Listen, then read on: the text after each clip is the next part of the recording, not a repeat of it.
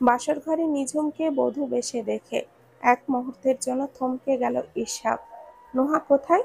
নিঝুম এখানে কি করছে? বিয়েটা কি তবে এই কৃষ্ণবর্ণ কন্যার সঙ্গে হয়েছে? কথাটুকু ভাবতেই মুহূর্তে কপাল বেয়ে দরদর করে ঘাম ছুটে গেল ইশাবের। তারই অগোচরে জলজ্যান্ত কোণে বদল। বাড়ির সবাই কি এই বিষয়টা জানে তো, নাকি কেবল ইশাবের চোখেই ধুলো দেওয়া হয়েছে? রাগে ফোঁস করে দম ফেলে ঘর থেকে বেরিয়ে গেল সে। চেঁচিয়ে বাবাকে ডাকলো। মাথায় রীতিমতো রক্ত চেপে গেছে তার। রুমের এক কোণায় জড়সড় হয়ে দাঁড়িয়েছিল নিঝুম। ইসাবকে পিছু ডাকতে গিয়েও সাহস করে উঠতে পারেনি। চোখ দুটো জলে ভাসছে। পরিস্থিতি এ কোন কঠিন মুহূর্তে দাঁড় করিয়ে দিয়েছে তাকে। ওর মতো রূপহীন মেয়েকে কোনো সুদর্শন যুবক মন থেকে হাসি মুখে মেনে নেবে না, এটাই স্বাভাবিক। পা দুটো যেন ভার হয়ে আছে, চলতে চাইছে না। চোখ মুছে ধীর পায়ে বেরিয়ে আসলো সে। ইসাব তাকে ফিরিয়ে দিলে এক মুহূর্তও থাকবে না, চলে যাবে। ইসাবের চেঁচামেচি শুনে ঘর থেকে বেরিয়ে আসলো তার বাবা, মা আর বোন। এমন কিছু ঘটতে পারে আগেই আন্দাজ করতে পেরেছিলেন তারা। ইলা ভয়ার্ত মুখে ভাইয়ের দিকে তাকিয়ে আছে। ইসাবের রাগ সম্পর্কে সবাই অবগত। ছেলের দিকে নিশ্চুপে তাকিয়ে আছেন হাবিব শিকদার। রক্তিম চোখ দুটো বলছে ক্রোধের মাত্রা কতখানি। গায়ে এখনো সাদা রঙা শেরওয়ানি জড়ানো। ইয়াসমিন বেগম কান্নারত মুখে এগিয়ে এসে ছেলের গায়ে হাত বুলিয়ে গেলেন। ইসাফের স্থির কঠোর দৃষ্টি বাবার পানে। হাবিব শিকদারের চোখে মুখে গাম্ভীর্যতা। ছেলের ঠিক পেছনে দেখলেন নিঝুম দাঁড়িয়ে আছে টুকটুকে লাল জামদানি শাড়ি পরে। মেয়েটার চোখে মুখে অসহায়ত্ব ফুটে উঠেছে। ভেবেছিল সবটা সামলে নেবে নিঝুম, ঠান্ডা মাথায় বোঝাবে ইসহাবকে। সে কি কিছুই বলেনি? এখন তো বোঝা যাচ্ছে পরিস্থিতি বাজেভাবে বিগড়ে গিয়েছে। কাঠিন্য গলায় বাবার উদ্দেশ্যে বলল ইসহাব, এতগুলো মানুষের চোখে ধুলো দেওয়া কিছুতেই সম্ভব নয়। আমি জানি তোমরা সবাই সবকিছু জানতে, শুধু আমার চোখে একটা কালো পর্দা পরিয়ে দেওয়া হয়েছিল। পৃথিবীতে এমন কোনো বাবা মা আছে যে নিজের সন্তানের মন্দ চায়, এতটা জঘন্য রূপ দেখায়? তোমাদের বাবা মা ভাবতেও ঘৃণা হচ্ছে। ইয়াসমিন বেগম কান্না জড়িত কণ্ঠে ছেলেকে বলেন, আমি আর ইলা চাইনি তোর অগোচরে বিয়েটা হোক। তোর বাবা আমাদের কারোর কথা শোনেননি। এই মেয়ে কি তোর যোগ্য? পুত্রবধূর হাত উঠিয়ে কথা থামিয়ে দিলেন হাবিব শিকদার। গম্ভীর স্বরে বলেন, বাক স্বাধীনতা আছে বলে যে যা খুশি বলবে তা তো নয়। আমি ইসাবকে বুঝিয়ে বলছি, আশা করি ছেলে পিতার কথা অমান্য করবে না। সে শিক্ষা আমি তাকে দেইনি। কথাটুকু বলেই ইসহাবের সম্মুখে দাঁড়ালেন হাবিব শিকদার। চোখ ঝাপসা হয়ে এসেছে ইসহাবের। বাবার মুখশ্রী অস্পষ্ট লাগছে। বিয়ের দিন দুপুর থেকে নোহা নিখোঁজ। সে যে পালিয়েছে সেটা বুঝতে বাকি নেই কারো। বরং মনে করো তোমার সৌভাগ্য এমন দুশ্চরিত্র মেয়ের সঙ্গে বিয়ে হয়নি। নিজের মান সম্মান বাঁচাতে তখন সিদ্ধান্ত নেই নিঝুমকে তোমার বউ করব। কামরুল আমাকে বারবার বলেছিল তোমার মতামত নিতে। তুমি যেই জেদি ছেলে, তখন রাজি হতে না, খুব ভালো করে জানি আমি। তাছাড়া বহু আগে থেকেই ইচ্ছে ছিল কামরুলের সাথে আত্মীয়তার সম্পর্ক করার। আজ যদি নিঝুমকে পুত্রবধূ না করতাম, তাহলে আমাদের এত বছরের বন্ধুত্ব নষ্ট হয়ে যেত। আর হ্যাঁ, নিঝুম বিষয়টা জানতো, তবে সে তার বাবার কথা অমান্য করেনি, বিয়ে করে নিয়েছে তোমাকে। পেছন ফিরে নিঝুমের পানে চাইল ইসহাব। দ্রুত পা ফেলে এগিয়ে গিয়ে সজোরে চড় বসিয়ে দিল গালে। ক্রোধে সর্বাঙ্গ কাঁপছে তার। গালে হাত রেখে নির্বাক হয়ে তাকিয়ে রইল নিঝুম। বাকশক্তি হারিয়েছে সে। এমন কিছুর জন্য মস্তিষ্ক প্রস্তুত ছিল না। কম্পিত গলায় বলল ইসহাব, এটাকে বলে ছলচাতুরি। এই মেয়ে খুব ভালো করেই জানে আমার মতো ছেলে সে 7 জনম তপস্যা করেও পাবে না। আয়নায় নিজেকে দেখেছে কোনোদিন? কবুল বলার আগে একটাবারও ভাবলো না আমার পাশে তাকে মানায় কিনা? চাঁদ ধরতে গেলে তো হাতটা ঝলসে যায়। জানে না এই মেয়ে? লোহার মতো মেয়ের বোন, আর কতটুকুই বা ভালো হবে, দুশ্চরিত্রই হবে। এই মুহূর্তে চিৎকার করে কথা থামিয়ে দিল নিঝুম। চোয়াল শক্ত করে বলল, ব্যাস, অনেক বলেছেন। আমি কি একবারও বলেছি আপনাকে স্বামী হিসাবে মেনেছি? বিয়েটা যেমন আপনার মত ছাড়া হয়েছে, আমার বেলায়ও তার ব্যতিক্রম নয়। কিন্তু দুই পরিবারের সম্মান রক্ষার্থে নামমাত্র এই বিয়েটা হয়েছে। চাঁদ ধরার স্বপ্ন আমার নেই। মানুষকে এতটা তুচ্ছ তাচ্ছিল্য করে কোন পরিচয় দিতে চাচ্ছেন আপনি? একমাত্র মূর্খরাই নিজের রূপ সৌন্দর্য নিয়ে অহংকার করে, যেটাতে কিনা তার কোনো কৃতিত্ব নেই। কি ভেবেছেন আপনার মতো সৌন্দর্যের লোভ সবার? রুমে আমাকে দেখার পর ভদ্রভাবে প্রশ্ন করতেন, আমি উত্তর দিয়ে দিতাম, সমস্যা নেই। আপনারা আমাকে রাখতে না চাইলে আমি এক্ষুনি চলে যাব। বিয়ে হলে কিন্তু ডিভোর্সও হয় মিস্টার ইসাফ শিকদার। পৃথিবীতে সব কিছুরই সমাধান হয়। নিঝুমের কথাগুলো চারিদিকে প্রতিধ্বনিত হচ্ছিল শুধু। নির্বাক চাহনি সবার। হঠাৎ যেন রণমূর্তি ধারণ করেছে মেয়েটা। যৌক্তিক কথা দিয়ে শান্ত করে দিয়েছে পরিবেশ। চলে যাওয়ার জন্য পা বাড়াতেই গম্ভীর স্বর তাকে থামিয়ে দিল।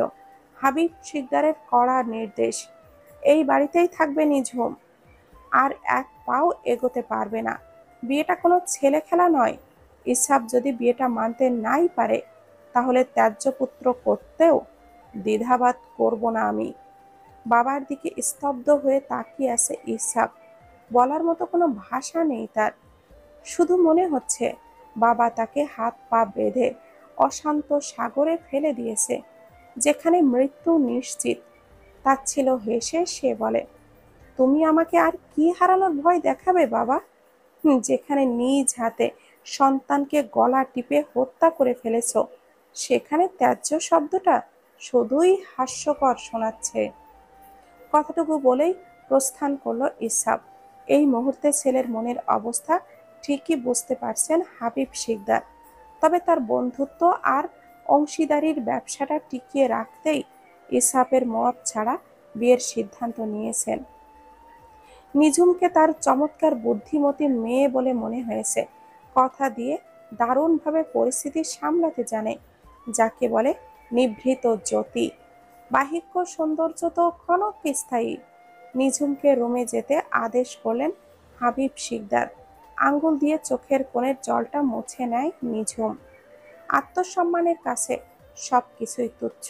ভাঙা স্বরে বলে, আঙ্কেল, দয়া করে আর আমাকে আটকাবেন না। সব ঝামেলা তো মিটেই গেল। এখন আমি থাকা না থাকায় কিছুই যায় আসে না।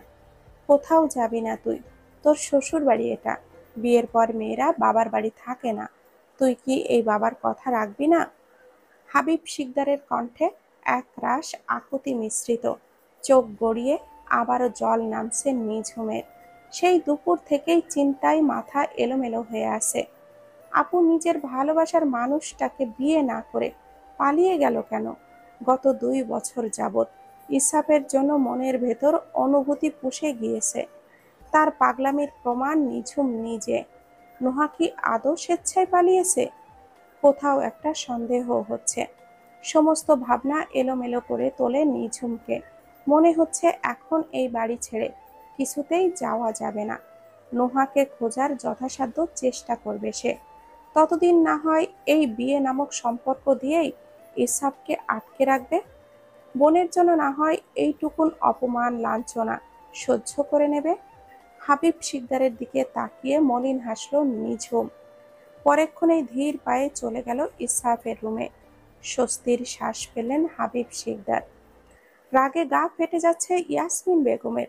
কি দরকার ছিল এই মেয়েকে আটকানো?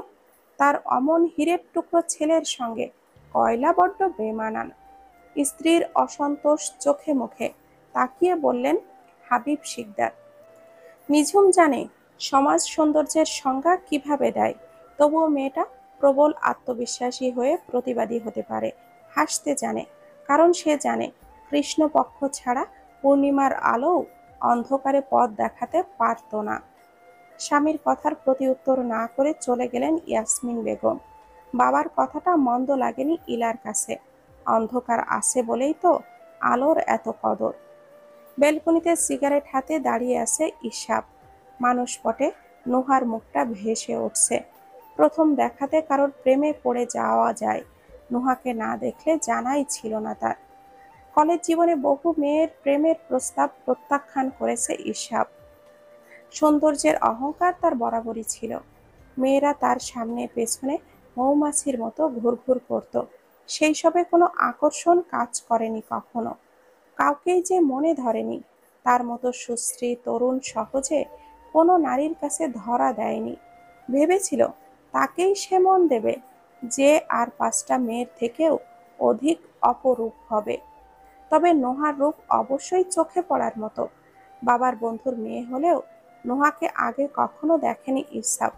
সেদিন বিয়ের জন্য ঘরোয়াভাবে প্রথম দেখাতেই যেন থমকে যায় হৃৎপিণ্ডের স্পন্দন।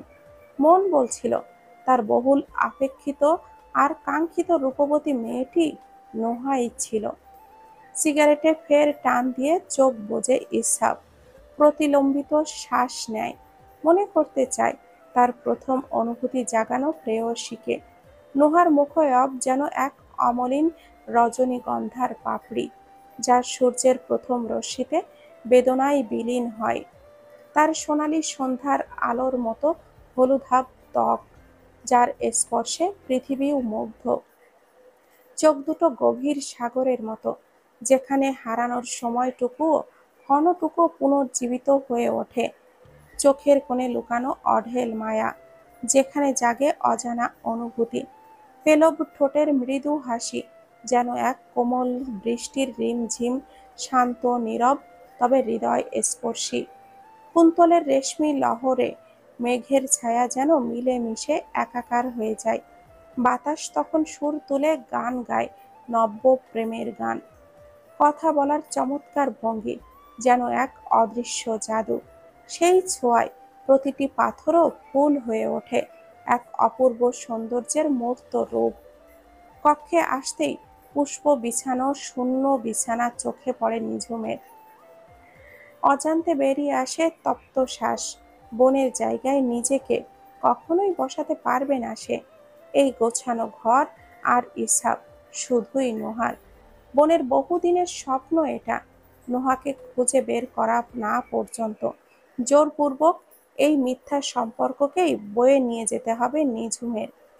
ক্ষণিকের জন্য আপন করে নিতে হবে সবকিছু।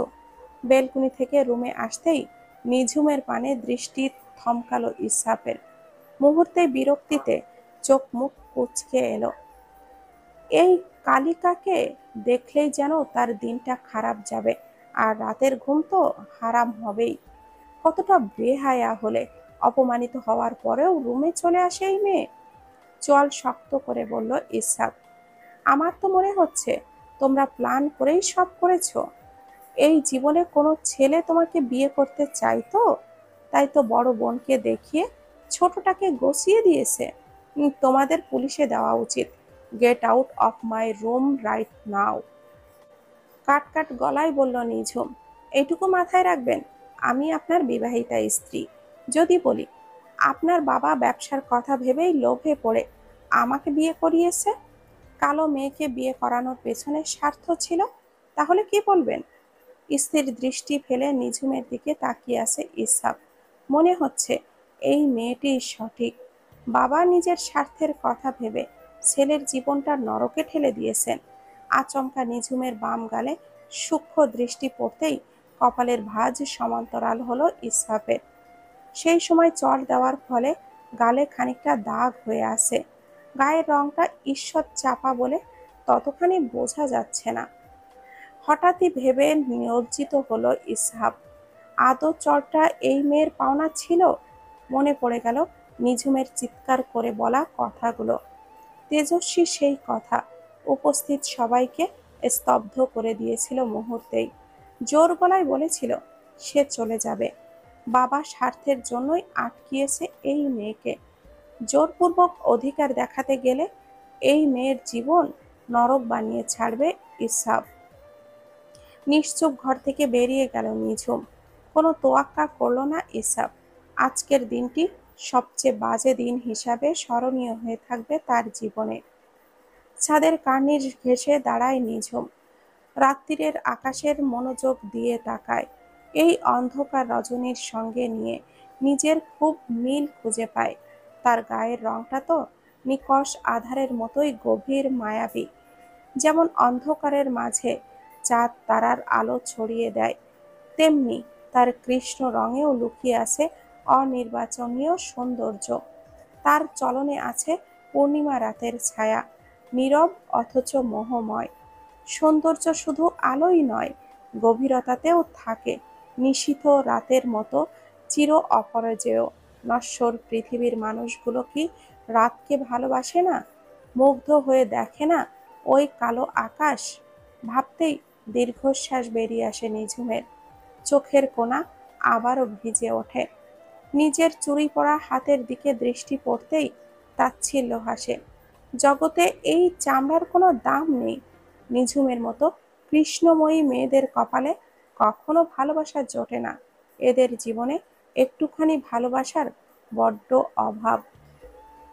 ঘড়িতে সকাল 7টা। ইসরাফের রুমের দরজা বাইরে নিশ্চুপ দাঁড়িয়ে আছে নিঝুম। কাল রাতে কখন ছাদে ঘুমিয়ে পড়েছিল খেয়াল নেই। অন্যদিন হলে হয়তো তার পক্ষে গোটা একটা রাত ছাদে কাটানো সহজ হতো না।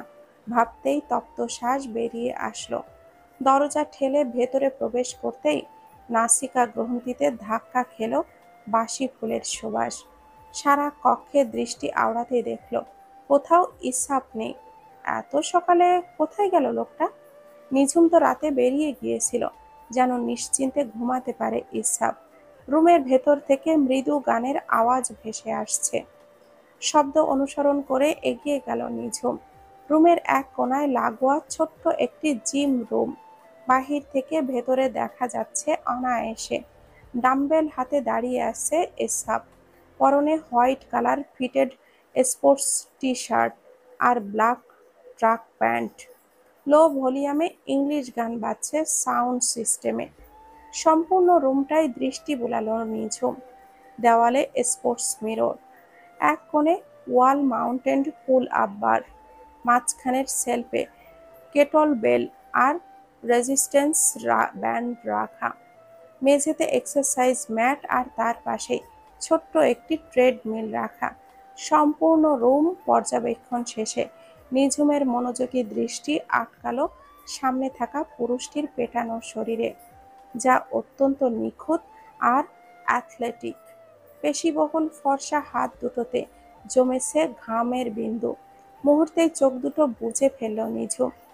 নিষিদ্ধ কিছুর প্রতি মনোযোগ দিতে নেই।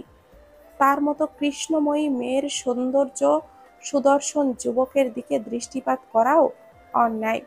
ত্রস্ত পায়ে সরে আসলো সে। খোলা দরজার কাছে দাঁড়িয়ে আছে মাঝবয়সী এক মেয়ে, হাতে গ্রিন টি সমেত কাপ। নিঝুমকে দেখতেই বলল, ভাইজানের গ্রিন টিটা দিয়ে আসছিলাম। নিঝুম বুঝতে পারে মেয়েটি এই বাড়ির হেল্পিং হ্যান্ড। বিস্ময় ভরা দৃষ্টিতে নতুন বউ দেখছে সে। চোখ মুখ বলছে তার অত সুদর্শন ভাইয়ের সঙ্গে নিঝুম বড্ড বেমানান। হাত বাড়িয়ে চায়ের কাপ নিল নিঝুম। মেয়েটি আর কথা বাড়ালো না, চলে গেল। তপ্ত শ্বাস ফেলে দরজা আটকে দিল নিঝুম। এখানকার পরিবেশ তার জন্য বড্ড কঠিন লাগছে। নিজের গায়ের রং নিয়ে কখনো হীনমন্যতায় ভোগেনি সে, অথচ আশেপাশের মানুষজন সহজে মেনে নিতে পারে না। ঘুরে দাঁড়াতেই ইসহাপের সঙ্গে চোখাচোখি হলো। ঘর্মাক্ত মুখে রক্তিম আভা ছড়িয়েছে তার। কপালে ছুঁয়ে আছে আধ ভেজা চুলগুলো। গাল ভর্তি খোঁচা খোঁচা দাড়িতে সৌন্দর্য বাড়িয়েছে বহু গুণ। টান টান চওড়া বক্ষ স্থল নিয়ে দুই দণ্ড প্রতাপে দাঁড়িয়ে আছে। শরীরী ভাষায় যেন অদৃশ্য কর্তৃত্ব ঝলকায়। কয়েক সেকেন্ডের জন্য গৌড় বর্ণ পুরুষটি দৃষ্টি কেড়ে নিতে চাইল নিঝুমের। তীক্ষ্ণ দৃষ্টিতে চেয়ে আছে ইসহাপ। কপালে পড়েছে সূক্ষ্ম বিরক্তির ভাঁজ। দৃষ্টি সরিয়ে চায়ের কাপ বাড়িয়ে ধরল নিঝুম। মুহূর্তে গমগমে ভরাট স্বর কান ভারী করল তার। ভাবলে কি করে তোমার দেওয়া চা আমি খাবো? পুনরায় ইসহাপের দিকে তাকিয়ে বলল নিঝুম, আপনাকে চা তৈরি করে খাওয়ানোর কোনো ইচ্ছে নেই আমার। ভদ্রভাবে কথা বলুন। কোনো সুপুরুষ তার স্ত্রীর সাথে এইভাবে কথা বলে না। কথাটুকু বলেই পাশের টেবিলে চায়ের কাপটা রেখে চলে গেল নিঝুম। চোয়াল শক্ত করে তাকিয়ে রইল ইসাফ। রূপের তুলনায় কথার ধার একটু বেশি এই মেয়ের। জোর করে স্ত্রীর কর্তৃত্ব ফলাচ্ছে। বাবার জন্যই এতটা স্পর্ধা দেখাচ্ছে। যত দ্রুত সম্ভব ওকে ডিভোর্স দেবে ইসাফ। দরকার হয় বাবার বিজনেস দেখাশোনা করবে না আর, তবুও এই কালিকাকে নিয়ে জীবন পার করবে না। এক রুমে এই মেয়েকে সহ্য করা অসম্ভব। ব্যাগ থেকে কাপড় চোপড় বের করে নিয়ে ওয়াশরুমে চলে গেল নিঝুম। হতবাক হয়ে তাকিয়ে রইল ইসাফ। নিজের ওয়াশরুম ব্যবহার করতেও এখন অপেক্ষা করতে হবে তাকে। রাগে চোখ মুখ কুঁচকে স্থির হয়ে দাঁড়িয়ে রইল। উটকো ঝামেলা বিদায় না করা পর্যন্ত এইসব সহ্য করেই যেতে হবে। দরজায় করাঘাত হলো। এগিয়ে গিয়ে দরজা খুলে দিল ইসহাক। দরজার ওপাশে ওটমিল হাতে দাঁড়িয়ে আছে রেবা। তার রোজকার কাজ এটা। সকালে ইসহাককে গ্রিন টি দেওয়ার পর ৮টার মধ্যে ওটস সমেত কয়েক রকমের বাদাম আর মধু মিশ্রিত ওটমিল দিয়ে যাওয়া। আজকে গুনে গুনে ২০ মিনিট দেরি হয়েছে, অথচ এই নিয়ে কিছুই বলেনি ইসহাক। অন্যদিন হলে তো এতক্ষণে ঝাড়িঝুড়ি শুরু হয়ে যেত। যা রাগের তেজ তার! হয়তো বিয়ের পরের প্রথম সকাল বলেই কোনো প্রতিক্রিয়া দেখায়নি। ইসহাককে এখনো ফ্রেশ হতে না দেখে খানিকটা অবাকই হয়েছে রেবা। এই ছেলের কাজ তো একদম সময় বাঁধা। গ্লাস হাতে নিয়ে দরজা লাগিয়ে দিল ইসহাক। বন্ধ দরজার দিকে কিছু সময় তাকিয়ে থেকে চলে গেল রেবা। ততক্ষণে নিঝুম বেরিয়ে আসলো, পরনে ফ্লোরাল প্রিন্টের গাউন। আয়নার সামনে হিজাব বাঁধতে ব্যস্ত হলো। খাওয়ার মাঝে আর চোখে নিঝুমকে লক্ষ্য করছিল ইসহাক। হাবভাবে বলছে, কোথাও যাবে মেয়েটি, সে যাকগে জাহান্নামে, ইহ জন্মে তার কক্ষে ফিরে না আসলেই হয়। হিজাব বাঁধা শেষে মুখটা ঢেকে নিল নিঝুম। বসা থেকে উঠে দাঁড়াতে দাঁড়াতে বিদ্রূপের স্বরে বলল ইসহাক, তোমার কি ধারণা রাস্তার অজস্র ছেলে তোমার দিকে তাকাবে সেজন্যই মাস্ক পরছো, নাকি নিজের কালো রূপ ঢাকতে? ঘুরে দাঁড়িয়ে হাত ভাঁজ করে দাঁড়ালো নিঝুম। ইসহাকের চোখের দিকে তাকিয়ে বলল, কিছু নোংরা মানসিকতার লোকেদের জন্য কখনো কখনো নিজেকে আড়াল করে রাখতে হয়। আর হ্যাঁ, এতটা হেলার চোখে দেখবেন না কারোর কাছে আমি অযোগ্য, সেই আমি আবার কারোর কাছে ভালো লাগার। মনের চোখ বলেও কিছু আছে জানেন মিস্টার ইসহাক, সেটা একমাত্র সুন্দর মনের অধিকারীরাই বোঝে। নিঝুমের চোখের দিকে এক দৃষ্টিতে তাকিয়ে রইল ইসহাক। হিজাব বাঁধার ফলে চোখ দুটো যেন আরো সুস্পষ্ট, মায়া জড়ানো ডাগর আঁখি, গভীর অথচ চঞ্চল, দীপ্তমান, উজ্জ্বল চোখে অদ্ভুত এক অস্থিরতা যা তার ব্যক্তিত্বকে আরো ধারালো করে তোলে। চাহনিও যেন বিবাদী হয়ে কথা বলে। ইসহাকের কথার উত্তরের আশা না করেই বেরিয়ে গেল নিঝুম। ডাইনিং টেবিলে একত্রে বসে নাস্তা করছে সবাই। নিঝুমকে আসতে দেখেই হাসি মুখে ডাকলেন হাসিব সাহেব। বাকি আর কারোর তেমন ভাবান্তর হলো না। তবে নিঝুমের দিকে তাকিয়ে একটুখানি হাসলো ইলা। প্রত্যুত্তরে একটুখানি হাসি ফিরিয়ে দিল নিঝুম। পরেক্ষণেই ব্যস্ত গলায় হাবিব শিকদারের উদ্দেশ্যে বলল, আঙ্কেল, আমি একটু মোহাম্মদপুরে যাব, কলেজের দরকারি কাজ আছে। তাছাড়া বাসা থেকে বইপত্রও নিয়ে আসতে হবে। তুই একা যেতে পারবি? ইসাফকে বল, ওকে বললে তো গাড়ি করে পৌঁছে দিতে পারবে। কথার ফোড়ন কেটে বললেন ইয়াসমিন বেগম, এইটুকুন পথ একা গেলে কি সমস্যা? অযথা ঝামেলা বাঁধাচ্ছ কেন? শাশুড়ির কথার সঙ্গে সাই জানালো নিঝুম। মূল উদ্দেশ্য, সে এখন মোহাম্মদপুর থানায় যাবে। আপাতত এই বিষয়ে কাউকে কিছু জানাতে দেওয়া যাবে না। নিজের যথাসাধ্য চেষ্টা অনুযায়ী বোনকে খুঁজে বের করবে। পুরো দুনিয়া নুহাকে ভুল বুঝলেও নিঝুম জানে কোনটা সত্য। চাঁদ সূর্য যেমন সত্য, ইসহাবের প্রতি নুহার ভালোবাসাও ততখানি সত্য। শ্বশুরের থেকে অনুমতি পেতেই বেরিয়ে গেল নিঝুম। কিছুক্ষণের মধ্যে সম্পূর্ণ তৈরি হয়ে খাবার টেবিলে চলে আসলো ইসহাক। নিঝুমকে না দেখে স্বস্তির শ্বাস ফেলল। বাবার সঙ্গে জরুরি কথা আছে তার, নির্দ্বিধায় বলা যাবে। চেয়ার টেনে বসে বাবার উদ্দেশ্যে বলল ইসহাক, তুমি ঠিক কোন কারণে এই মেয়েটিকে বিয়ে করিয়েছো জানি বাবা। আমাদের ডায়মন্ডের ব্যবসায় তোমার বন্ধুর অংশীদার আছে বলে তার মেয়েকে বিয়ে করার ফলে অনায়াসে নিজের ছেলের নামে সবটা লিখিয়ে নিতে পারবে, তাই তো? যেহেতু তার কোনো ছেলে সন্তান নেই, লোভ তোমার বিবেককে ধ্বংস করে দিয়েছে। হ্যাঁ, আমি চাইলেই হয়তো তোমার মতো এত টাকা বিনিয়োগ করে ডায়মন্ডের বিজনেস দিতে পারবো না, তবে নিজের পায়ে দাঁড়ানোর মতো যোগ্যতা আমার আছে। আমি এই মেয়েকে নিয়ে সংসার করব না, এটাই আমার শেষ সিদ্ধান্ত। ছেলের কথায় মৃদু হাসলেন হাবিব শিকদার। তপ্ত শ্বাস ফেলে বললেন, তোমার জীবন, তুমি যা চাও তাই হবে। জোর করে আর যাই হোক, সম্পর্ক টিকিয়ে রাখা যায় না। তোমার যখন এতই অপছন্দ নিঝুমকে, তাহলে ছেড়ে দেওয়ার সিদ্ধান্ত নিতেই পারো।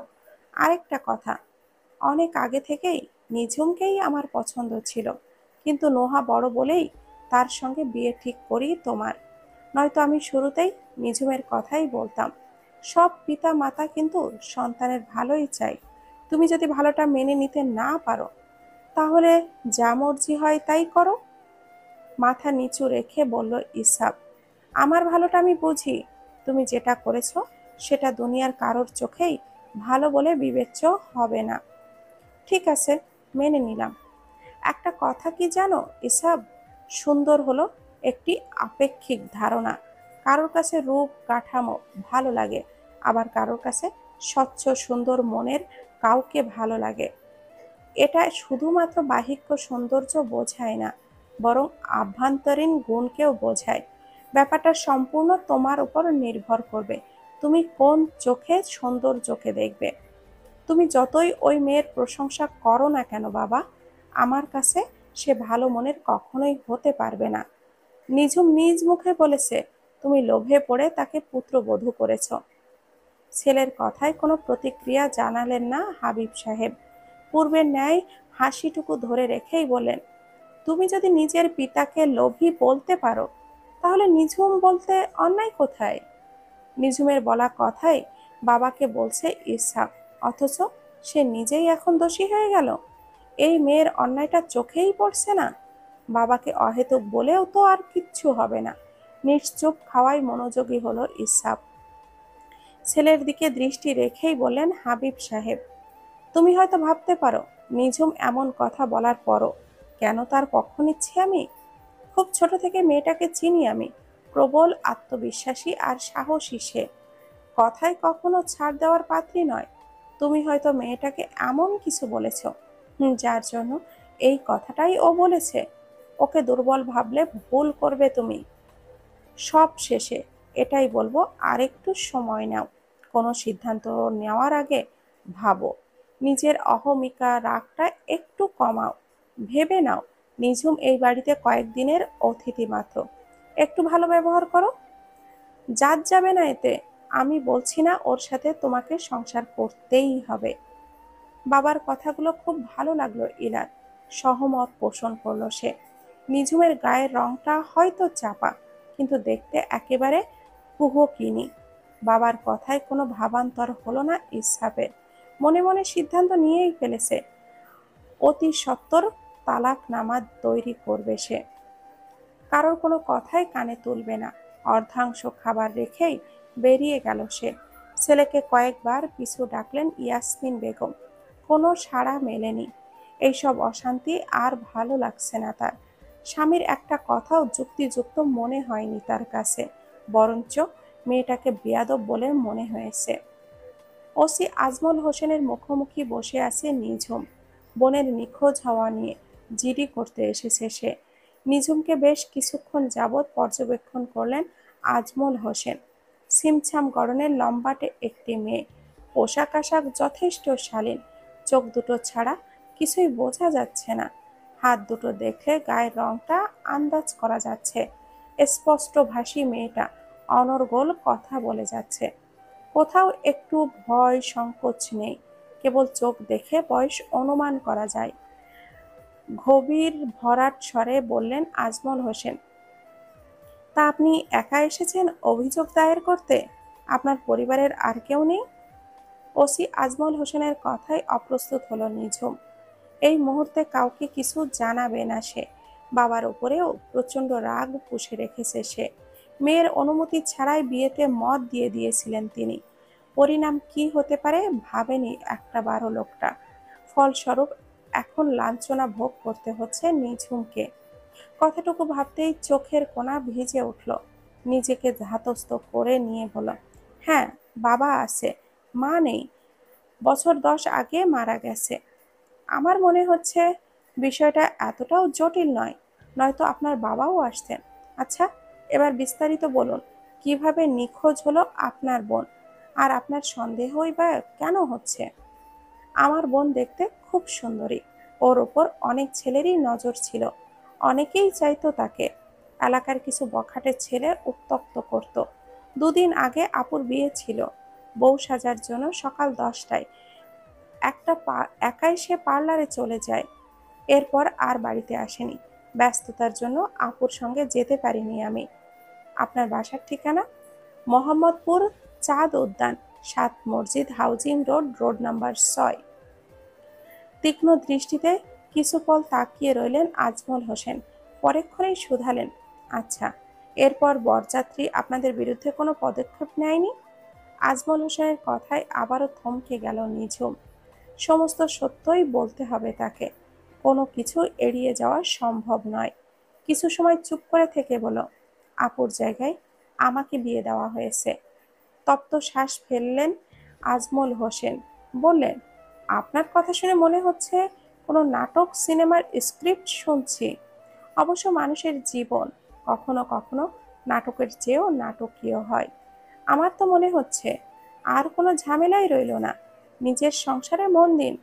তা আপনার শ্বশুরবাড়ি কোথায়? থানায় কি তাদের অনুমতি নিয়েই এসেছেন? ওসি আজমল বিষয়টা ততখানি আমলে নিতে চাচ্ছে না, বোঝা যাচ্ছে। সবটা গুছিয়ে বলা সম্ভব নয় নিঝুমের পক্ষে। কয়েক সেকেন্ড চুপ থেকে বললেও, আমার শ্বশুরবাড়ি গুলশান 2, রোড নাম্বার 118। আসলে আপুর পছন্দের ছেলের সঙ্গেই বিয়ে ঠিক ছিল, তাই আমার সন্দেহ হচ্ছে। অন্য কোনো কারণ থাকলে আমি অন্তত জানতাম। জিডি যেহেতু করতে এসেছেন, আমরা অবশ্যই তদন্ত করব। আচ্ছা, এবার আপনার বিষয়ে যদি একটু বলতেন, কি করেন আপনি? পড়াশোনা করছি, ইন্টারমিডিয়েট প্রথম বর্ষে। ওসি আজমল হোসেনের সিরিয়াস মুখের আদল মুহূর্তেই পাল্টে গেল। জিরির লেখা বন্ধ করে দিয়ে বলেন, 18 বছর হয়েছে আপনার? নিঝুম তৎক্ষণাৎই ওপর নিচ মাথা নাড়ালো, হ্যাঁ বোঝালো। সবে 17 বছর চলছে তার। এতটুকু কথা মিথ্যে বলল, নয়তো আইনি ঝামেলা হতে পারে। চেয়ারে গা এলিয়ে দিয়ে বললেন আজমল হোসেন, আপনি এখনো অনেক ছোট। দুনিয়া বুঝতে আরো বাকি। কার মনে কি আছে এটা কেউ বলতে পারবে না। আপনি দাবি করছেন বোন নিখোঁজ হয়েছে। যদি কারোর কিডন্যাপ করার ইচ্ছে থাকতো তাহলে বিয়ের দিন কেন? এমনিতেই কি আপনার বোন বাসা থেকে বের হতো না? হ্যাঁ হতো, ভার্সিটিতে যেত। আচ্ছা, এবার বলুন তো, আপনার মতো করেই চলাফেরা করতেন আপনার বোন? মানে আপাত মস্তক ঢেকে? নিঝুম মাথা ঝাঁকিয়ে না বলল।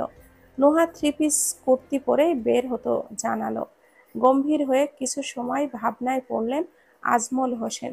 পরেক্ষণেই বললেন, আমরা অবশ্যই তদন্ত করব সবটা। এর মাঝে দেখুন আপনার বোন যোগাযোগ করে কিনা। কেউ মুক্তিপণ চেয়ে কল করলে সাথে সাথে আমাদেরকে জানাবেন। নোহা মানে আপনার বোনের ছবি দিয়ে যাবেন, আর আপনার ফোনের নাম্বারটা দিয়ে যান। কোনো ইনফরমেশনের প্রয়োজন হলে কল করব। কথাটুকু বলেই নিঝুমের হাতে জিডির নাম্বার ধরিয়ে দিলেন ওসি আজমল হোসেন। একরাশ চিন্তা নিয়ে প্রস্থান করল নিঝুম। সন্ধ্যা পেরিয়ে রাত হতে চলল। পরিশ্রান্ত শরীরে বাড়িতে প্রবেশ করল নিঝুম। অনেকটা সময় পেরিয়ে গেছে। ত্রিশান ভাইয়ের সঙ্গে দেখা করতে গিয়ে দেরি হয়ে গেছে। বসার রুমে টিভি দেখছে ইয়াসমিন বেগম। নিঝুমের উপস্থিতি পেতেই আদেশের সুরে বললেন, রাতের জন্য রান্না করতে হবে, ফ্রেশ হয়ে কিচেনে চলে যাও, ক্যাবিনেট খুললেই সব পেয়ে যাবে। শাশুড়ির কথায় চলন্ত পা দুটো থেমে গেল নিঝুমের। হাসি মুখে জবাব দিল, হ্যাঁ যাচ্ছি মা, সংসারটা যেহেতু আমার, একে একে সবকিছুর দায়িত্ব বুঝে নেব, আপনি একদম চিন্তা করবেন না। নিঝুমের কথায় মেজাজটা চড়ে গেল ইয়াসমিন বেগমের। বাস খাই গলায় বলেন, তোমার সংসার মানে? বউ হিসাবে মেনে নিয়ে সংসারের দায়িত্ব নিলে আমি কেন গ্রহণ করব না বলুন? আপনি যেমন এই বাড়ির বউ, তেমনি তো আমিও। শিখেছ তো মুখে মুখে তর্ক করা, মা না থাকলে শিক্ষার ঘাটতি তো হবেই। এখন তো মা পেয়েছি, আপনার এমন সুশিক্ষাতেই শিক্ষা গ্রহণ করব না হয়? নিঝুমের কথা যেন গায়ে জ্বলন ধরিয়ে দিল ইয়াসমিন বেগমের। বাকপটু মেয়ের সঙ্গে অবশ্যই হিসেব করে কথা বলতে হবে। ভীষণ চতুর এই মেয়ে, শীঘ্রই এটাকে বিদায় করতে হবে, নয়তো সবার ঘাড়ে চেপে বসবে। ঠোঁটের কোণে মিষ্টি হাসি নিয়েই চলে গেল নিঝুম। ফ্রেশ হয়ে সোজা রান্নাঘরে চলে আসলো নিঝুম।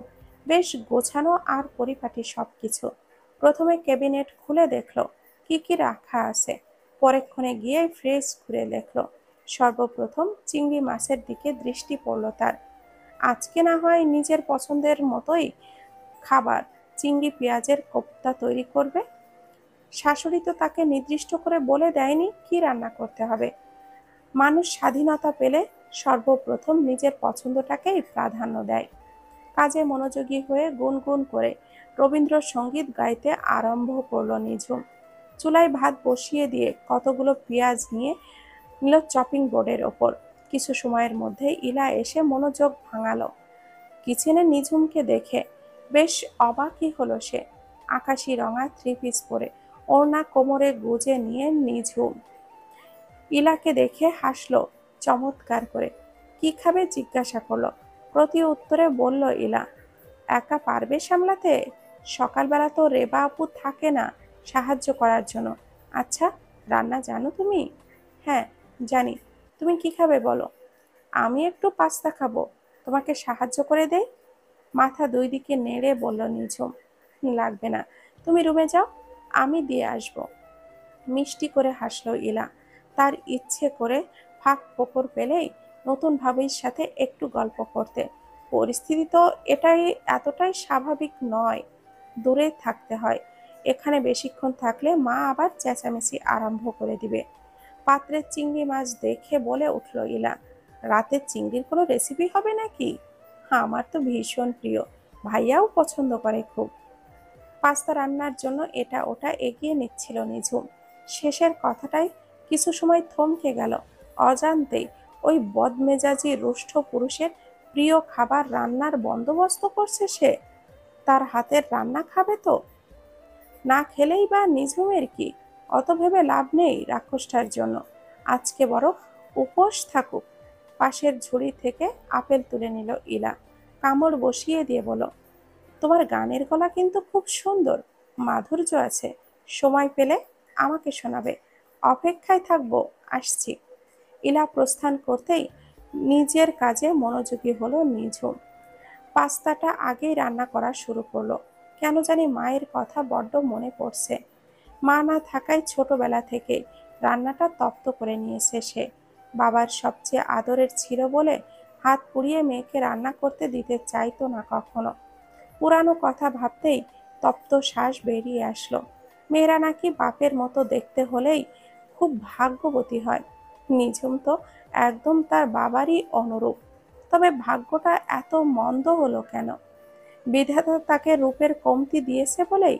কথাগুলো ভাবতে ভাবতে কণ্ঠনালী শক্ত হয়ে আসলো। কিছু সময়ের মাঝে আবারও আসলো ইলা। ততক্ষণে পাস্তা রান্না শেষ নিঝুমের। নিজ হাতে প্লেটে তুলে নিয়ে চলে গেল ইলা। ঘড়িতে সময় 12টা। রাত্রি নেমেছে মখমলের মতো নরম অন্ধকারে। অম্বর জুড়ে ঝলমল করছে অসংখ্য তারার প্রদীপ। চাঁদের শুভ্র আলো নিস্তব্ধ প্রকৃতিতে মায়াবী স্পর্শ দিচ্ছে। বাতাসে ভেসে বেড়াচ্ছে এক অদৃশ্য সুর। বেলকনিতে লাউঞ্জ চেয়ারে বসে দূর আকাশে মনোযোগ নিবেশ করেছে নিঝুম। খানিকক্ষণ আগেই সবার রাতের খাবার শেষ হয়েছে, এখনো ফেরেনি ইসাব। দরকারি কাজে ঢাকার বাহিরে গিয়েছে, ফিরতে নাকি দেরি হবে। অজানা চিন্তায় ঘুম আসছে না নিঝুমের। না চাইতেও লোকটা ভাবনাতে এসে যায়। ফোন করে খোঁজ নিবে সেই অধিকারটাও তার নেই। বাড়ির অন্য সদস্যদের বেশ চিন্তিতই লাগছে, হয়তো ছেলে তাদের সঙ্গে যোগাযোগ করেছে। হাতে থাকা ফোনটার দিকে দৃষ্টি পড়তেই ত্রিশান ভাইয়ের কথা মনে পড়ল। কদিন বাদেই তো পরীক্ষা, নোটস দেওয়ার কথা বলেছিলেন। আজকে বইগুলো উনিই ম্যানেজ করে দিয়েছেন। একটা ধন্যবাদ পর্যন্ত দিতে মনে নেই নিঝুমের। সন্ধ্যার পর রান্নার জন্যই বেখেয়ালি হয়ে গিয়েছিল। ত্রিশান ভাই যেহেতু ফ্রিল্যান্সার, তাহলে অবশ্যই জেগে আছেন এখন। ৭-৫ ভাবনা রেখে ত্রিশানের নাম্বার ডায়াল করলো নিঝুম। কয়েকবার রিং হতে রিসিভ হলো। বেশ হাসি মুখে কথা বলল ত্রিশান। নিঝুমের সাংসারিক বিষয়ে খোঁজ খবর নিল। সেই ক্লাস 8 থেকে ত্রিশানের কাছে পড়ে নিঝুম, এলাকার পরিচিত। নোটসের বিষয়ে বলল নিঝুম। নোটস দেওয়ার কথা ছিল ত্রিশান ভাই, কবে দেখা করতে হবে জানাবেন। আচমকা ঝড়ের বেগে কান থেকে কেউ ফোনটা ছিনিয়ে নিল নিঝুমের। ভড়কে গেল সে। ঘাড় ঘুরিয়ে পেছনে তাকাতেই শটান হয়ে দাঁড়িয়ে আছে ইসাব। চোখে মুখে ক্লান্তির ছাপ, তবুও গম্ভীর। থমথমে গলায় প্রশ্ন করল সে, এত রাতে কার সঙ্গে দেখা করার কথা বলছিলে তুমি?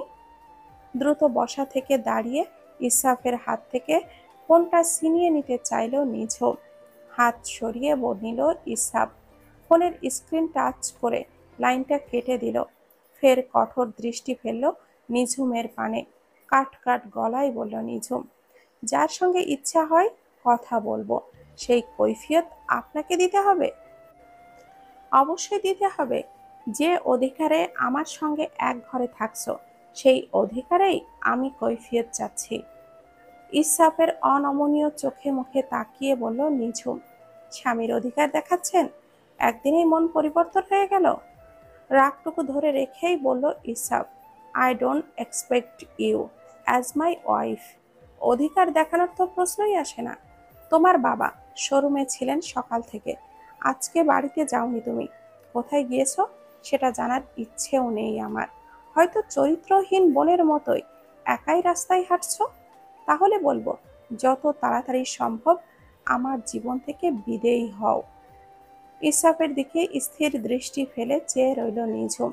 শান্ত স্বরে বলল, একদিনের জন্য হলেও মন থেকে নোহা আপুকে তো পছন্দ করেছিলেন, সেই মানুষটাকে নিয়ে এইভাবে বলতে খারাপ লাগে না আপনার? তোমার বোন যেই কাজটা করেছে, এরপরও তাকে নিয়ে আমার মনে ভালোবাসা বা সম্মানের জায়গা থাকবে বলে তুমি ভাবলে কি করে? নোহা ঠকিয়েছে আমাকে। সবটাই তোমাদের পূর্ব পরিকল্পনা ছিল। কি ভেবেছ জোর করে সংসার করে যাবে? যা আমার নয় তা আঁকড়ে ধরার স্বপ্ন আমার নেই। ভয়। কথার মাঝেই নিঝুমের ফোনটা বেজে উঠল। হাত উঠিয়ে দেখালো ইনসাফ। স্ক্রিনে ত্রিশান ভাই লেখা। রিসিভ করে লাউড স্পিকারে দিল। ওপাশ থেকে ভরাট পুরুষালী কণ্ঠস্বর ভেসে আসলো। হুট করে লাইনটা কেটে গিয়েছিল বোধহয়। আচ্ছা শোনো, সোমবারে কলেজে দেখা করো, নোটস দিয়ে দিব। কথাগুলো বলেই কিছু সময় থমকালো ত্রিশান। পরেক্ষণেই বলল, তোমাকে আরেকটা জরুরি কথা বলার আছে নিঝুম। ইসরাফের তীক্ষ্ণ দৃষ্টি নিঝুমের পানে। কিছুটা দূরে দাঁড়ানো থেকেই ত্রিশানের কথার উত্তর দিল নিঝুম। পরেক্ষণেই নিজের ফোনটা এক প্রকার ছিনিয়ে নিয়ে রুমে চলে গেল। কোনো রূপে প্রতিক্রিয়া দেখালো না ইসরাফ। ঠায় দাঁড়িয়ে নিশ্চুপ রইল। মেয়েটার ব্যক্তিগত ব্যাপারে হস্তক্ষেপ করা কি শোভা পায়নি? কেন জানার জন্য এতটা আগ্রহ প্রকাশ করছে সে? পছন্দের কেউ থাকলে নিশ্চয়ই ইসরাফের ঘাড়ে চেপে বসতো না মেয়েটা। নিঝুমের মতো মেয়েকে ভালো লাগবে এমন পুরুষের সংখ্যা নেই বললেই চলে। হাতের ঘড়িটা খুলতে খুলতে লাউঞ্জে বসলো ইসরাফ। শার্টের টপ বোতাম দুটো খুলে দিল। সবকিছু কেমন যেন বিষাক্ত হয়ে যাচ্ছে। চোখের পলকে জীবনটা কেমন যেন এলোমেলো হয়ে গেছে। আজ নোহা থাকলে সময়গুলো অন্যরকম হতো নিশ্চয়। এখনো নোহার মায়া জড়ানো কণ্ঠস্বরের প্রতিধ্বনি তোলে কর্ণকুহরে। বিয়ের সপ্তাহখানেক আগে নোহার সঙ্গে কথা হয়েছিল ফোনে। বেশ মিষ্টি করে কথা বলতো মেয়েটা। এই বিয়েতে ভীষণ খুশি ছিল সে। তবে শেষ মুহূর্তে কেন পালিয়ে গেল? সবটাই তার নিখুঁত অভিনয় ছিল? প্রশ্নের উত্তর মেলে না। তপ্ত শ্বাস ফেলে চোখ বোঝে ইসাফ। এখনো মনে সূক্ষ্ম কোণে কোথাও একটা অনুভব হয় নুহাকে। সে এসেছিল এক গুচ্ছ দমকা হাওয়ার মতো, অথচ রেখে গেছে প্রগাঢ় অনুভূতির ছাপ। মনের আকাশে আজও জ্বলজ্বল করে দূরের কোনো নক্ষত্রের মতো, অস্পর্শ তবুও আলোকময়। নুহাকে আদৌ কি ঘৃণা করতে পেরেছে ইসাফ? আমি খাবার গরম করে দিচ্ছি, ফ্রেশ হয়ে আসুন। নিঝুমের কথায় ভাবনার জাল ছিন্ন হলো ইসরাফের। মুহূর্তেই বিরক্তি ভর করলো তাকে। বসা থেকে দাঁড়িয়ে বলল, খাবো না, আমাকে নিয়ে ভাবতে হবে না তোমার। স্ত্রী হিসাবে ভাববার দায়িত্ব তো আমারই। চোয়াল শক্ত করে বলল ইসরাফ। এই শব্দটা আর একবারের জন্যেও উচ্চারণ করবে না। জোরপূর্বক কতদিন বয়ে নিয়ে যাবে এই সম্পর্ককে? যতদিন ভাগ্যে থাকবে। নিঝুমের কথার প্রতি উত্তর করলো না ইসরাফ। এড়িয়ে চলে গেল রুমে। মেয়েটা বড্ড গায়ে পড়া স্বভাবের, নির্লজ্জের মতো পিছু লেগে আছে। মুখে বলে সৌন্দর্যের লাভ নেই, অথচ আচরণে লোভই প্রকাশ পাচ্ছে। রুমে এসে ব্যাগ থেকে কাপড় চোপড় নামালো নিঝুম। এই রুমের নামই স্থান পেয়েছে সে। কোনো কিছুতেই তার অধিকার নেই। বিশাল কক্ষে একবার দৃষ্টি আওড়ালো। একপাশে খাট, তার সাথেই মার্বেল টপের বেডসাইড টেবিল।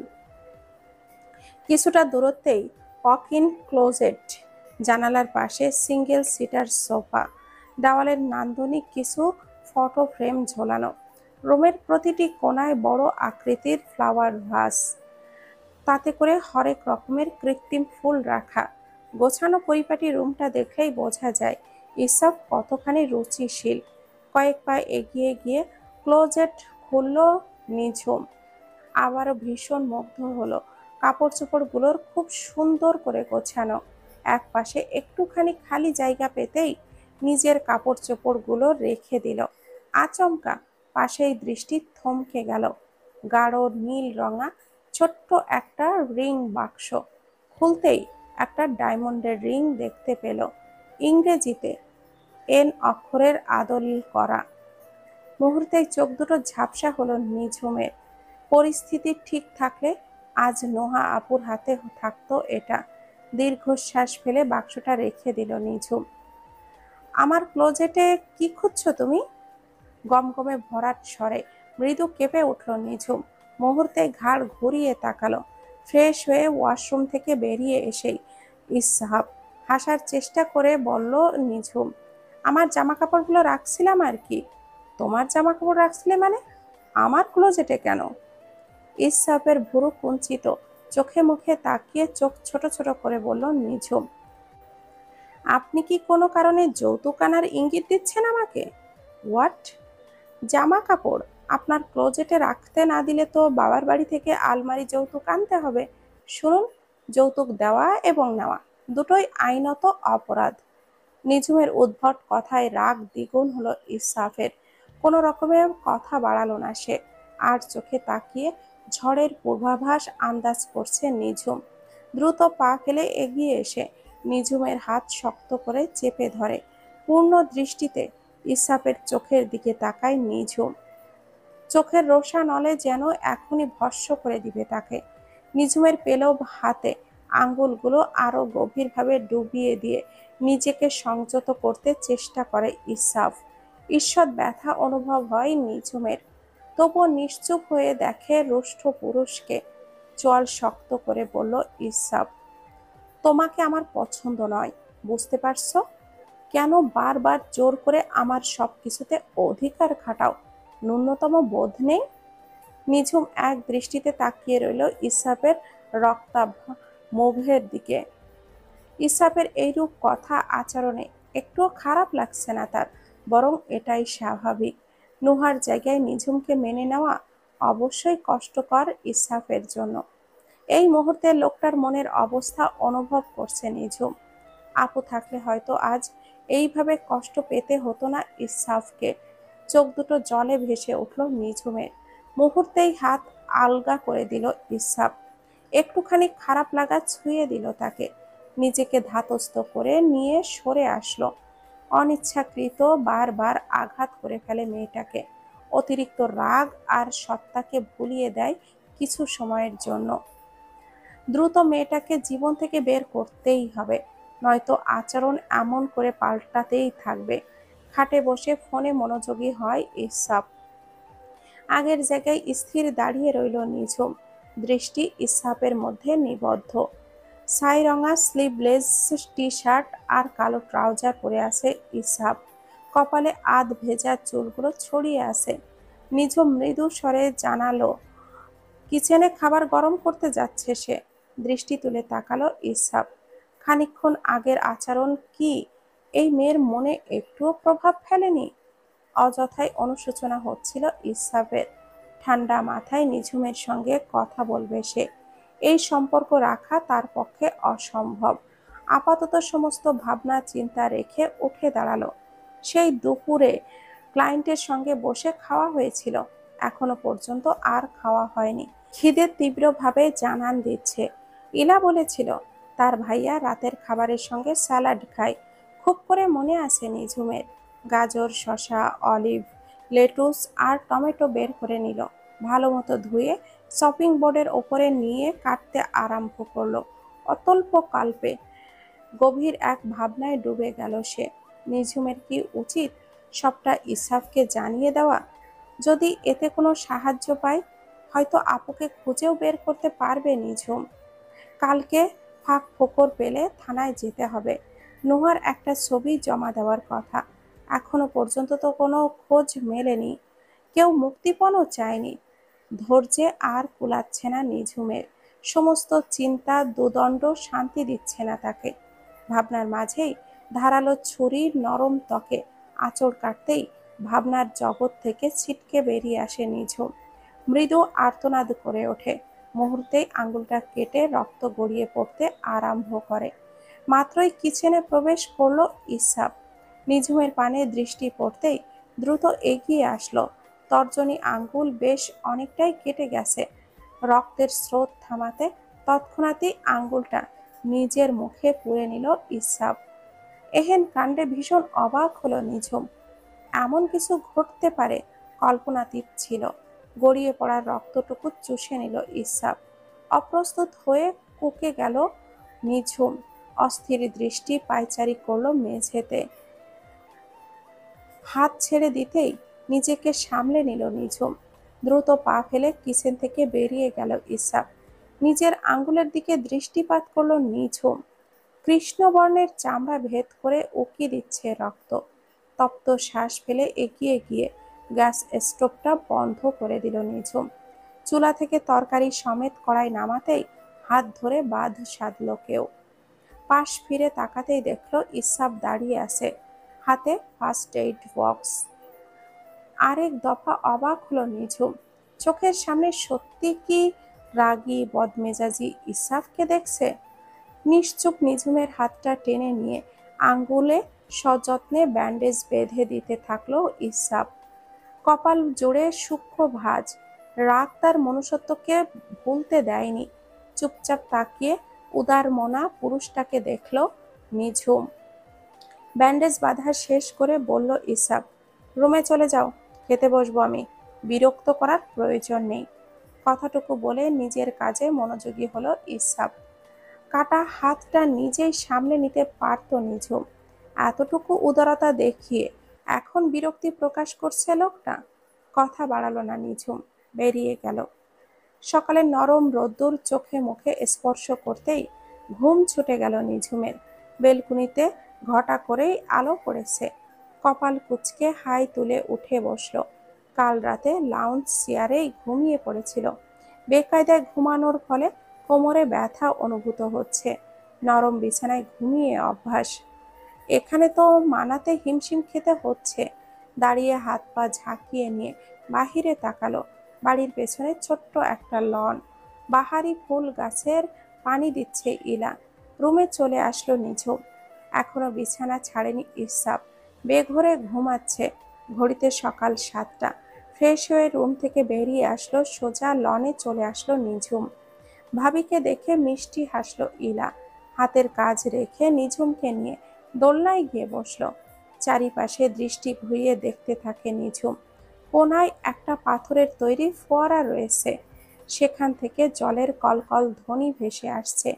বেশ খানিকক্ষণ ধ্যানমগ্ন হয়ে নিঝুমকে দেখল ইলা। ফোয়ারার দিকে দৃষ্টি রেখেই গল্প জুড়ে দিল নিঝুম।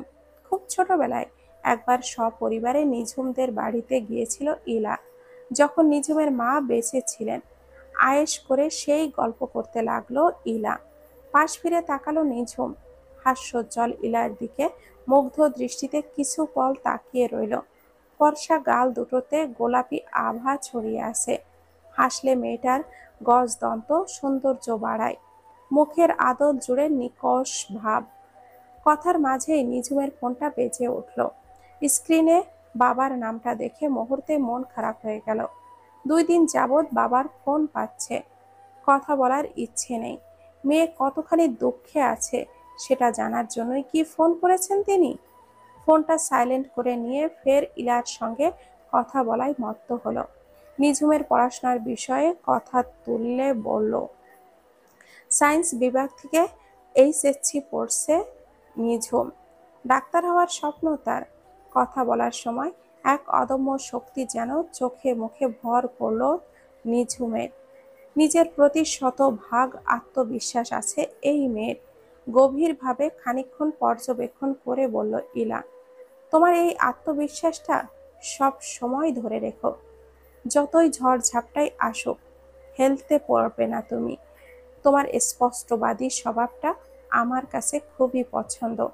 ইলার কথায় মৃদু হেসে বলল নিঝুম, আমার কাছে যখন যেটা উচিত আর সঠিক মনে হয় আমি সেটাই বলি।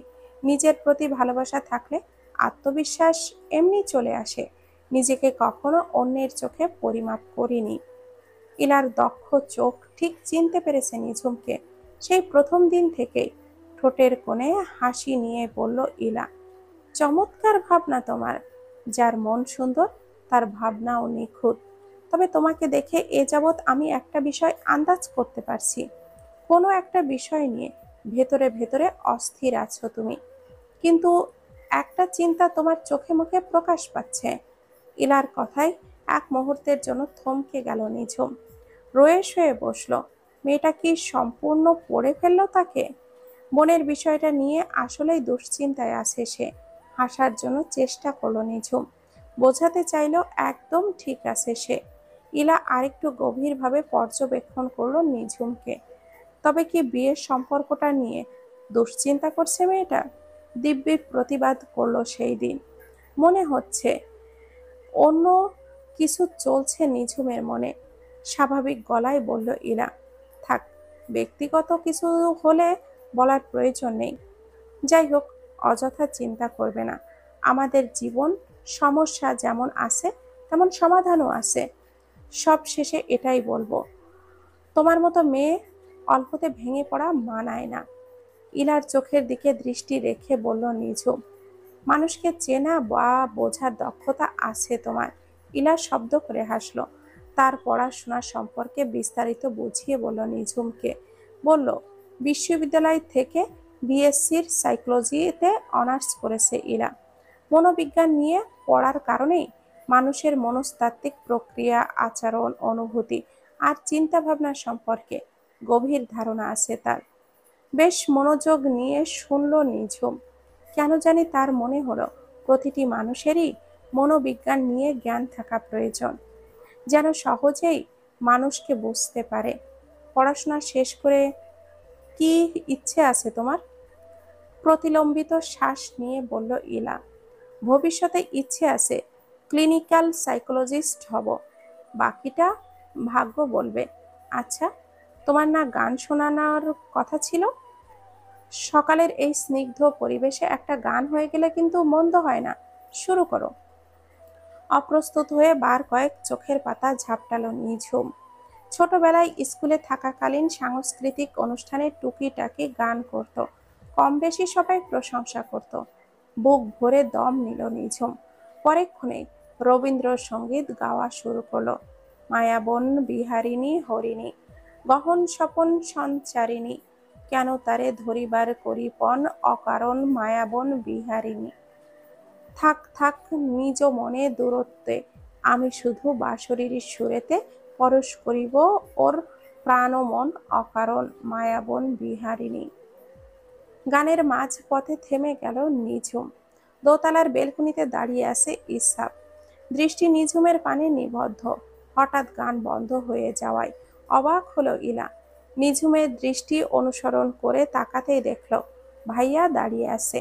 পাশে থাকা নিঝুমের বাহুতে হালকা হাত দিয়ে ধাক্কা দিয়ে বলল, ভাইয়াকে দেখে থমকে গেলে কেন? তোমার স্বামীই তো, পরপুরুষ তো আর নয়। বেচারা মনোযোগ দিয়ে শুনতেও পারল না। ইলার কথায় দৃষ্টি সরিয়ে নিল নিঝুম। গান কেন বন্ধ করে দিল নিজের কাছেই অজানা। লন থেকে চিকন মেয়েলি সুরে গানের শব্দ পেতেই বেলকুনিতে এসেছিল ইসহাক। নিঝুম ভাবে, কে হতে পারে এটা? আর এটা যে ওই মেয়েটা হবে সেটা ভাবতেও পারেনি। এই মেয়ের রূপকে অগ্রাহ্য করলেও কণ্ঠস্বরকে তুচ্ছ করার সাধ্য নেই। সুরের মাধুর্য হৃদয় স্পর্শ করার মতো। ভালোই লাগছিল শুনতে। ইসহাকের উপস্থিতি বুঝতেই গানটা থামিয়ে দিল, যেন অবজ্ঞা করলো তাকে। ভাবতেই রাগ হলো ইসহাকের। সে কি ব্যাঘাত ঘটিয়েছিল নাকি নিষেধাজ্ঞা জারি করেছিল? কপালে সূক্ষ্ম রাগের ভাঁজ নিয়ে প্রস্থান করলো ইসহাক। সেই দিকে এক পলক তাকিয়ে নিয়ে পড়ল ইলা। ভাইয়া কিন্তু ধ্যান দিয়েই শুনছিল। লজ্জা পেলে কিন্তু কেন? ইলার কথায় ঈষৎ চমকালো নিঝুম। লজ্জা পেয়ে কি গানটা বন্ধ করে দিয়েছিল সে, নাকি অন্য কোনো কারণে? নিঝুমকে চুপ থাকতে দেখে ফের বলল ইলা, শোনো, ভাইয়ার মনস্তাত্ত্বিক দিক সম্পর্কে একটুখানি ধারণা দেই তোমাকে। সে ভীষণ রাগী আর রকচটা একটা ছেলে, তবে স্বচ্ছ একটা মন আছে তার। রাগ বেশিক্ষণ পুষে রাখে না। তোমার এই সুন্দর ভাবনার কথাগুলো ভাইয়ার রাগকে ঠিক পরাজিত করে দেবে একদিন। মিলিয়ে নিও কথাটা। ইলার কথার মাঝেই রেবা আসলো। ইয়াসমিন বেগম নাস্তা খাওয়ার জন্য ডাকছেন জানালো। নিঝুমকে তাড়া দিয়ে চলে গেল ইলা। কিছু সময় ঠায় দাঁড়িয়ে রইল নিঝুম। তার প্রতি ইসহাকের রাগ পরাজিত হোক চায় না সে। এই অদৃশ্য প্রাচীরটা থাকুক। ইসহাকের ভালোবাসাটুকু অনন্তকাল ধরে বেঁচে থাকুক তার বোনের জন্য। মন বলে নোহা আপু ফিরে আসবে। পৃথিবীর যেই প্রান্তেই থাকুক খুঁজে বের করবে নিঝুম। ভাবনাগুলো মাথায় নিয়েই ধীর পায়ে বাড়ির ভেতরে প্রবেশ করলো নিঝুম। বসার ঘরে সবাই উপস্থিত আছে, কেবল ইসহাক ছাড়া। সবার দিকে এক পল দৃষ্টি বুলিয়ে দ্রুত রুমে চলে গেল নিঝুম। উপস্থিত সবাই কিছুটা অবাক হলো। তৈরি হয়ে আয়নার সামনে দাঁড়িয়ে চুল ঠিক করে নিল ইসহাক। পেছনে নিঝুমকে দেখে খানিকটা বিরক্ত হলো। মুহূর্তে খানিকক্ষণ আগের ঘটনাটা মনে পড়ে গেল তার। বলতে ইচ্ছে হলো, এই ইসহাক শিকদারের ব্যক্তিত্ব আর রূপে অসংখ্য মেয়েই আকৃষ্ট। মেয়ে তোমার এত স্পর্ধা হয় কি করে তাকে অবজ্ঞা করা? নিঝুমকে যেন খেয়ালই করেনি এমন ভাব করে হাতে ঘড়ি পড়তে পড়তে বেরিয়ে গেল ইসহাক। আমাকে একটু থানায় নিয়ে যাবেন? নিঝুমের কথা শুনে দরজার কাছে গিয়ে থেমে গেল ইসহাক। এক মুহূর্তের জন্য মনে হলো ভুল কিছু শুনেছে সে। ঘাড় ঘুরিয়ে বলল, কোথায়? মোহাম্মদপুর থানায়। কয়েক কদম হেঁটে নিঝুমের মুখোমুখি দাঁড়ালো ইসহাক। দুই হাত পকেটে পুরে নিয়ে বলল, মানে পণ করেছ সারাক্ষণ এসব উদ্ভট আচরণ করে বিরক্ত করবে আমাকে? কি ভেবেছ সহ্য করে নেব সব? I will divorce you very soon. ইসহাকের কথায় কোনো ভাবান্তর হলো না নিঝুমের। শান্ত স্বরেই বলল, যে অন্যকে সুন্দর মন দিয়ে বিচার করতে জানে না এমন পুরুষ আমার চাই না। ক্ষণিকের সময় নিয়েও আপনার জীবনে এসেছি আমি।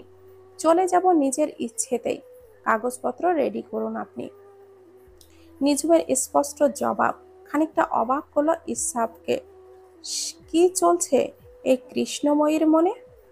ইসহাক চুপ থাকতে দেখে ফের নিঝুম বলল, যাওয়ার আগে একটা বিষয় জানিয়ে যেতে চাই আপনাকে। নিঝুমের কথায় কপালে ভাঁজ পড়ল ইসরাফের। জিজ্ঞাসন দৃষ্টিতে তাকালো সে। তপ্ত শ্বাস ফেলে বলতে শুরু করলো নিঝুম, নুহা আপু 2 বছর আগে থেকেই আপনাকে ভালোবাসে।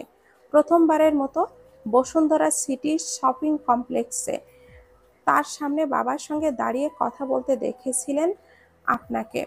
সেই দিন খানিকটা দূরে গাড়িতেই বসেছিল নুহা আপু। প্রথম দেখাতেই আপনাকে ভীষণ ভালো লেগে যায় তার। এরপর আপনার ব্যাপারে লুকিয়ে খোঁজ খবর নেয়। একদিন জানতে পারে মানারাত ইন্টারন্যাশনাল ইউনিভার্সিটিতে পড়েন আপনি। রোজ রোজ নির্দিষ্ট সময়ে আপু লুকিয়ে লুকিয়ে দেখতে যেত আপনাকে।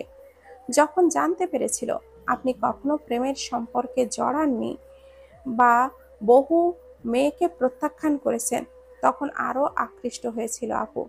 তবে ভয়ে আপনার সামনে গিয়ে দাঁড়ায়নি কোনোদিন। যদি সবার মতো করে আপিকেও ফিরিয়ে দেন আপনি। গিটার বাজাতে পছন্দ করেন আপনি। সপ্তাহে মঙ্গলবার বন্ধুদের নিয়ে হাতির ঝিলে গিয়ে আড্ডা দিতেন। বছর এক আগে গ্রাজুয়েশন শেষ করে আঙ্কেলের ডায়মন্ডের ব্যবসা দেখাশোনার দায়িত্ব নিয়েছেন। সবই নুহা আপুর জানা। আপনার প্রতি এত পাগলামি দেখে আপুকে বললাম তার পছন্দের কথা বাবাকে জানিয়ে দিতে। বাবা হাবিব আঙ্কেলের কাছে বিয়ের প্রস্তাব রাখবে, কারণ আমার এতটুকু বিশ্বাস ছিল আপুকে আপনার পরিবার পছন্দ করবেই। নিঃসন্দেহে সে খুবই সুন্দরী। আপু লজ্জা পাচ্ছিল বাবাকে জানাতে। সিদ্ধান্ত নিলাম আমিই জানাবো। আর হঠাৎই বাবা জানালো হাবিব আঙ্কেল নিজেই বিয়ের প্রস্তাব রেখেছেন। আমাদের 2 বোনের যে কোনো একজনকে নাকি তিনি চেয়েছেন।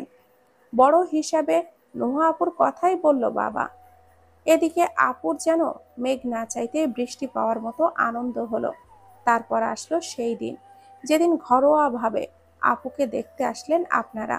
আর ভীষণ পছন্দ করলেন আপনি। নিজের মতামতও জানিয়ে গেলেন। সেই মুহূর্তে আপুর আনন্দ খুশি কতখানি হয়েছিল ভাবতে পারছেন ইসরাফ সাহেব? কথা বলতে বলতে গলা ভেঙে আসলো নিঝুমের।